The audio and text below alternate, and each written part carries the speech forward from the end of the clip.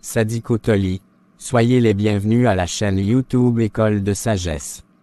Je m'appelle Djinou, je suis l'animateur qui présente des événements ou des faits importants liés à la culture africaine.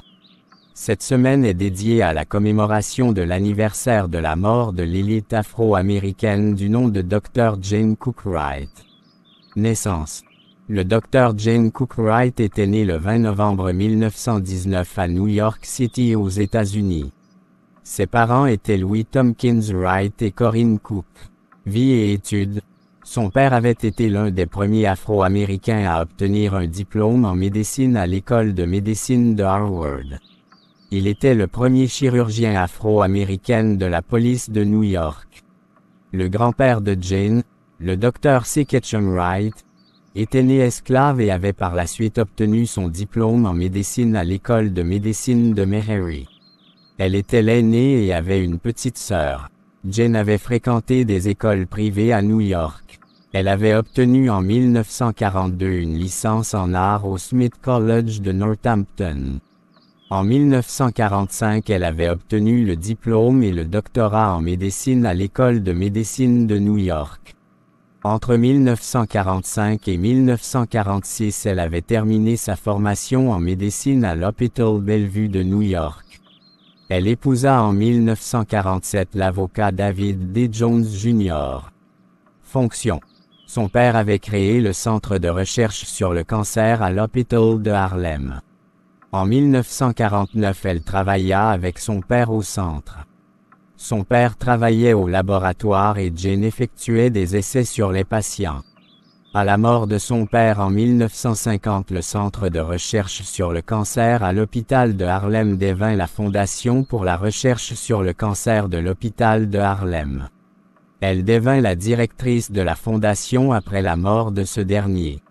C'était en la même année qu'elle commença à faire des recherches sur le cancer. Elle avait apporté de nombreuses améliorations au traitement par chimiothérapie, lorsqu'elle travaillait encore avec son père. Par exemple, Jane traitait les sarcomes, les leucémies et les lymphomes à l'aide des agents de moutarde azotée. Elle était la première chercheuse à utiliser les cellules des tumeurs pour tester les médicaments chimiothérapeutiques et aussi elle inventa de nouvelles techniques non chirurgicales pour traiter les types de cancers qui n'étaient pas accessibles dans les reins et la rate. En 1955, Jane avait obtenu la direction de la recherche sur la chimiothérapie du cancer au Centre médical de l'Université de New York. En plus de cela, elle était professeure de recherche en chirurgie dans le département de chirurgie du centre médical. En 1964, elle était la seule femme et la seule personne noire comptant parmi les 7 fondateurs de la Société américaine d'oncologie clinique. Toujours dans la même année, elle reçut la nomination en tant que membre de la commission présidentielle sur les maladies cardiaques, le cancer et les accidents vasculaires cérébraux. De 1966 à 1970, elle travaillait au Conseil consultatif du Centre national du cancer. En 1967, Jane devint professeure de chirurgie à l'École de médecine de New York. En 1971, elle occupa le poste de présidente de la New York Cancer Society. Jane avait fait 44 ans de carrière et avait pris sa retraite en 1987 en tant que professeur émérite au New York Medical College. Jane était un médecin et une chercheuse en cancérologie dont les recherches sur la chimiothérapie du cancer ont apporté de grandes révolutions dans la médecine moderne. Mort. Le Dr. Jane Cook Wright était décédé le 19 février 2013 à Gothenburg, dans le New Jersey, à l'âge de 94 ans.